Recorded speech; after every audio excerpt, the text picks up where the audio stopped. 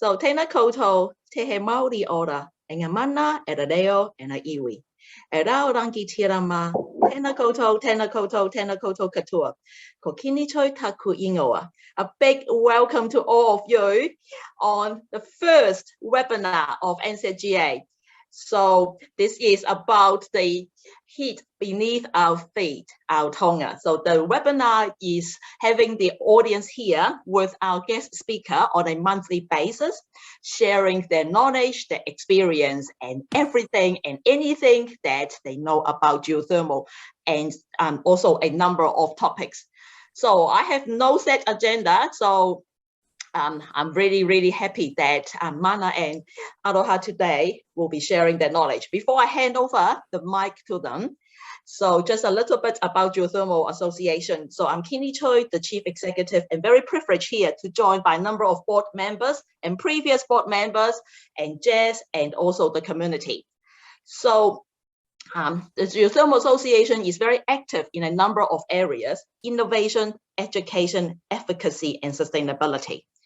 And through those lenses, we talk to a number of government agencies, international communities, and also our industry. So we've got a large work program this year. Apart from the webinar, we are having a number of planned events coming up, and you'll see that in our newsletter. So the plan for the next half an hour is that I'm going to hand over the microphone to Mana and Aroha, and they will share with us their experience and also the work in their daily lives, and then I will facilitate the Q&A.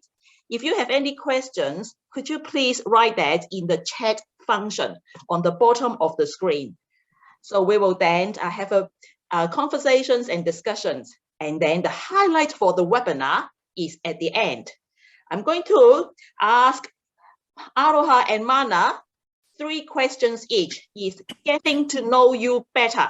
So things that I want to know more about them, and I hope that that would also be something that you want to know them about too. So without further ado, I'll hand over to Aroha and Mana. Thank you very much. Kia ora, kia ora koutou. Mana, I thought that you were going to start off with that short video, right, and then we'll get into the kōrero. Kia ora koutou, ko mana Newton toko ingoa, and what we thought we'd do is just start off with a bit of a background, a short video just on who Tauhara is and what kind of mahi we get into. So please bear with me with a bit of technology here. I'll share my screen. This is something that we put forward together for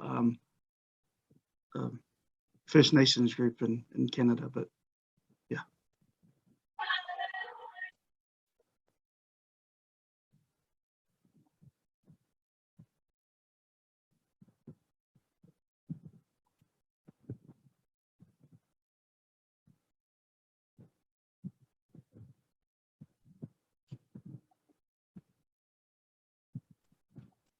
Mana, we don't have any sound.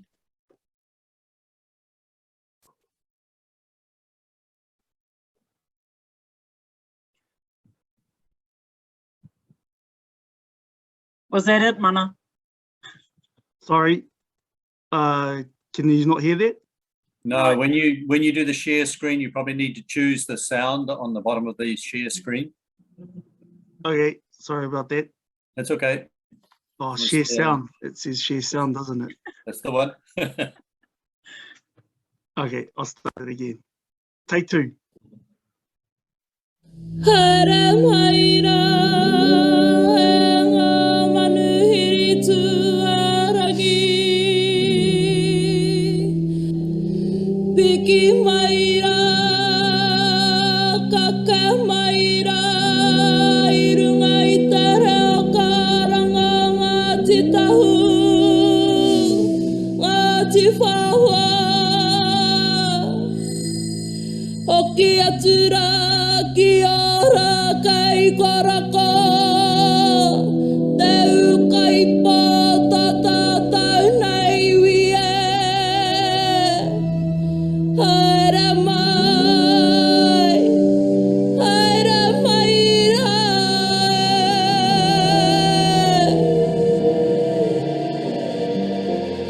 We are the descendants of Tahumatua.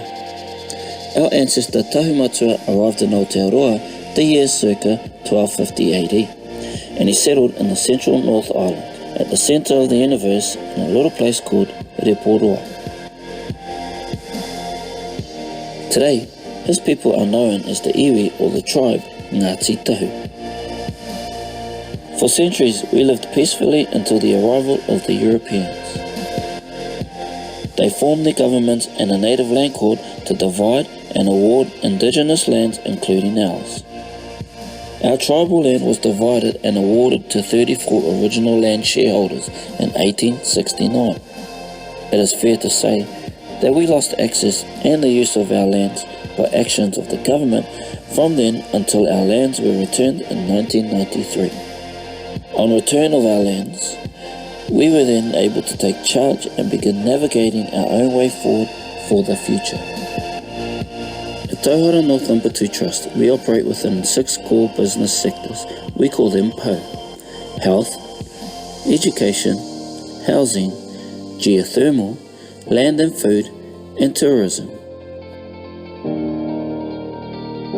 Operating in these sectors means we interact and engage where it makes sense and can deliver the best impact for our whānau, our families, that empowers people to make mana enhancing decisions that are positive and will see them flourish both now and into the future.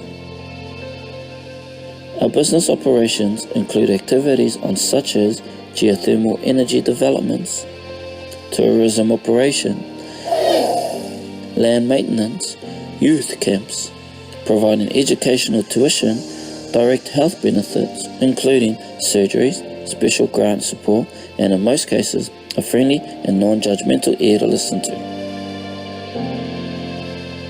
Our staff are from all over the world. However, we ensure that we bring through our own people who are ready to work for their families. All of our current governors of the main board are members of the tribe and also members of the trust. We are working together to hold on to our land, make use of our land for current and future generations. Kia hora te marino, kia whakapapapau na mu te moana, hei huarahi mā tātai te rangi nei, aroha atu, aroha mai, tātai kia tātai katoa hui e tai kie. Did the volume work that time? Oh, okay, bye. Well, kia ora koutou. As I said, ko mana ni tun tuku inga no te iwi o Ngāti Tahu Ngāti Whaoa, ko au te CEO or Tauhara North No.2 Trust. And before I carry on, just want to acknowledge, see a few familiar faces on there. Today, it's almost like a whānau hui actually, really, when you look at the participants on there, but just acknowledge all of those that we've worked with in the past with geothermal. And just wanted to start off with a little bit about who we were as Tauhara North. And as you can see, a big part of our why is our people. And so everything that we do is focused on supporting our people. So what we're going to do is that me and Aroha, we're not going to pretend we've got this amazing planned presentation, but Aroha is going to talk about our history and where we've come to, and then I'm going to talk a little bit about where we are now and where we're going to go to. So I'll hand some time over to Aroha to kōrero tuatahi. Kia ora koutou. Kia ora. Mine is going to be very brief, and I'll leave it up to Mana to fill in the gaps in that. But certainly that was a really good video, but also you need to also, when you've got a bit of time, go and have a look at our website as well, because there's more information in regards to Tauhara North No.2 Trust in more depth. I wanted to acknowledge our journey by acknowledging Ngāti Tahu Tribal Lands Trust, because without them right at the beginning, we wouldn't be on our journey and starting to where we are today. So a big heads up for them, and I see that they were on the news TV last night with regards to geothermal out at Ohaki with G14. So they were very instrumental in getting that opportunity to fruition there. And so I've just got a few bullet points in that. And so starting out, as a trust, cash poor, little to no communication with our beneficial owners. And I use the word beneficial owners because that is the words that are used in the Māori Land Court. We've changed that since, and we call them our owners and descendants, so rightfully so. Back then we had absolutely no communications with the descendants, absolutely nothing. And really no one in the business sector wanted to know us, because who were we? We were just an ohu whenua trust that was trying to get itself established in that. And we didn't really know what we were doing as well. However, we knew that we had precious taonga, and that's geothermal. Though from our above the land on Tauhara North, you couldn't actually see those. You had to go next door to the Rotokawa Lake and that. But we also grew up around geothermal, and that's around Ohaki Marae, around Ohaki and other places and that. We knew that what we wanted was control of our own destiny. And what did that look like? And so the things that are inside the video that you have just seen, those were the main points. And we knew that geothermal was going to be our ticket to get us there, our waka, and certainly that is the case. One of the things that we knew was that we weren't the experts, so we needed partners. And when we first started out, we had actually, through our initial journey, we had 4 partners, and then ended up with Māori River Power, now Mercury, and we chose them. So which is a different philosophy for somebody coming in and saying, hey, this is what we can do for you. We went out to the business world, and there were tenders, and we chose Māori River Power for certain reasons. And one of those was about they embraced who we were. They embraced our whakaaro in terms of what we were trying to do and what we wanted to do. And they supported us through that journey as well. Today, you know, we're standing side by side and with the management of the reservoir and also of the power stations. And so each one of those points that I've talked about, each one is a story in its own right, and it has a lot of detail that goes with it in terms of that history. And so for me, it's about all of this journey has been about seeing the stuff in the video come to fruition. And so I step back because I step back like a grandmother, and I look at it and says, yes, that's where we want to be.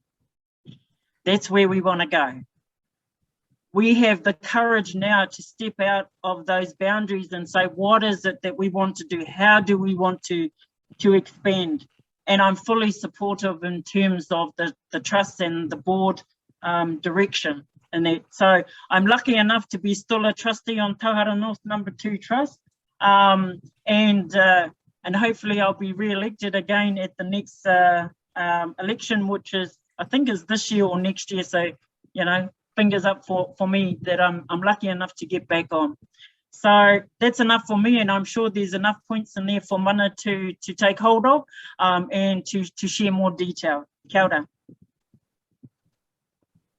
Kia ora koutou.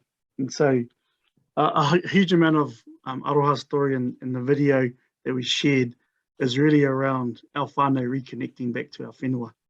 And so for so many years, as you can imagine, when you have massive amounts of loss of land, you also lose industry. And when you lose industry, people have to move away to other areas. So my whakapapa is I grew up in Leporo. So you ever drive through Leporo, it's a massive city. It's almost like Auckland. As you cross the Mihi Bridge there's the Waikato River and Mihi Bridge. I grew up there, that's my homestead. So my mum whakapapa's back into Ohaki and to Tauhara. I went away growing up in a place like Leporo, realistically, you're going to work on a farm, or you're going to work in the dairy factory, or you're going to work in the forestry. And in the forestry, there's two different areas. You could either work somewhere legally or illegally within the forestry, and it all depends on what pathway you go down. But to see these resources that we have within our area now, and to be part of the journey of these resources, and to reconnect our people back to these resources and provide them these opportunities is phenomenal. It's amazing to be able to understand more and more about the resource. So I think there's a massive story with us around connection and connecting back to our land, back to our reservoir, and back to our people as well. With that story about connection, there's also a massive story just about learning and understanding. Within our Te Ao Māori concepts, we look at papatuanuku and things of nature as almost like a tuakana or a taonga. So a tuakana being an older brother or someone in our whakapapa lines, because they were created first in our view. And so therefore they are a tuakana to us, and they are a taonga, or they are a treasure. And so they have an identity unto their own. So over the last few years, we've looked at our reservoir and said, the reservoir has its own mātauranga, it has its own knowledge, and each reservoir has its own personal identity, almost like our own fingerprints. We've got all of our own personalities as individuals, and each of us is capable of different things. And we, to understand the capability of a person, you have to spend time with that individual. And very similarly, if you personify the reservoir, to really understand the capability of our reservoir, you have to understand the fingerprint, the personality of our reservoir by spending some time with the reservoir itself. We spent some time originally looking and saying, well, there's this awesome application that's used for a reservoir, and that's a power station. And it's an awesome application. It's an amazing application, but it's not the only application, and it's not the only capability.